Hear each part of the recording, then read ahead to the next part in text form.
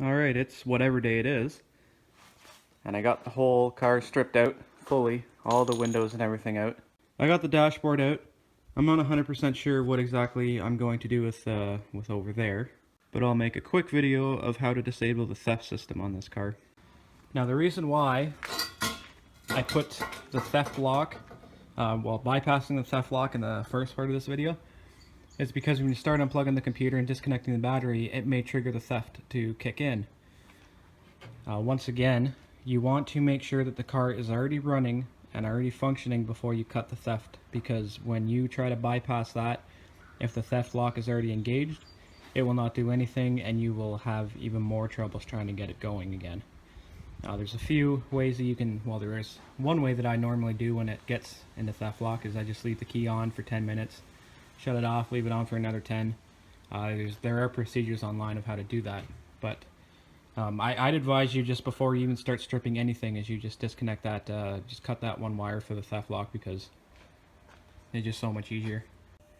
Okay, so the first thing you're going to want to do is pull off the plastics that sit behind the steering wheel there, up on the steering column. You want to go down to where your key ignition is, and there's just this little thin wire coming off of the head of it, and right down here there's going to be 3 wires. There's going to be a yellow wire, a white wire, and a black wire. You want to locate those wires. When you found those wires and you pulled back the tape, you want to get a pair of cutters, and if I could find where I put the key, you're going to want to start the car up.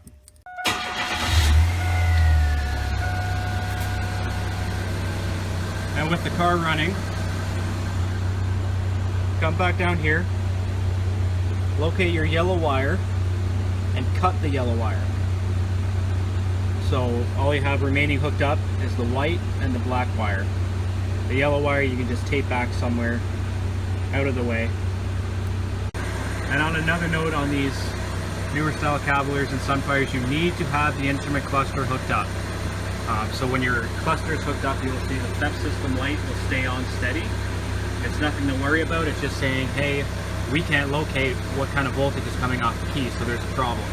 Don't worry about that light, not at all. It's nothing to worry about.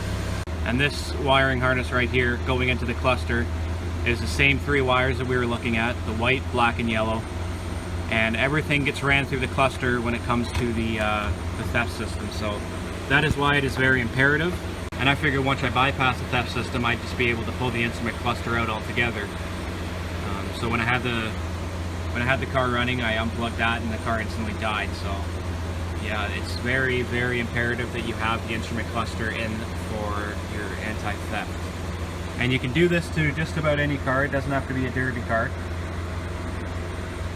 So if you're having problems with theft system with your car that you drive on the road, just cut that one wire. And that's all that there is to it.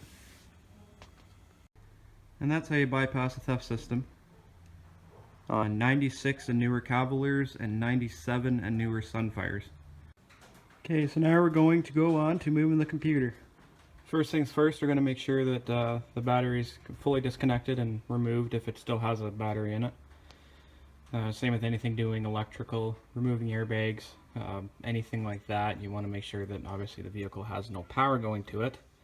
Put the vehicle up on ramps too, so we got a little bit more room to play, because there is a wiring harness that runs underneath the front of the car to take this, or to move this computer.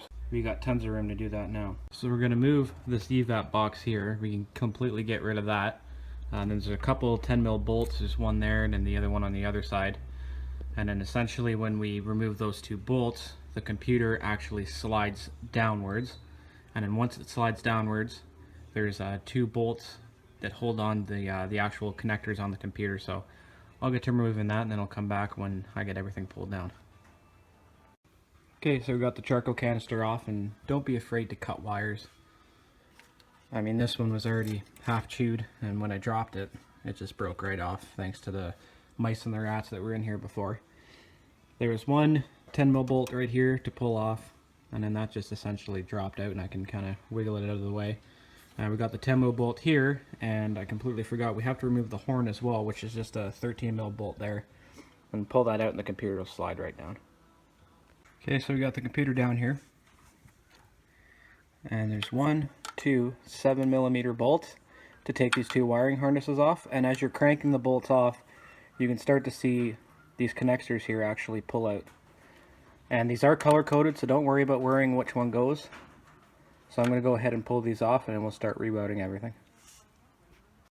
Okay, we got the computer disconnected. I just threw it up on the dash for right now. And your 2 big wiring harnesses. They just run across there on the bottom of the rad support.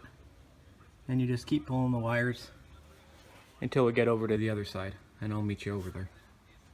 Just on a quick note, there are a couple wires along the way. But I mean, that just goes up to an evap controller. And this one goes up to your coolant box there. So we can cut these 2 wires, not a problem, and then we'll be able to swing the wiring all the way back. So I got the wiring all ran up through just behind the lower rad hose. I know it's a bit difficult to see. It goes under the lower rad hose, up the side of the transmission, and then through the cowl into the dash. Now before I mount everything down, I'm going to cut a slit out here and then put a grommet or some spray foam in there so this won't slice on anything, but I just want to make sure that when it closes this hood, nothing's going to get pinched or moved around in there. So now this is the computer, that's the end of the wiring.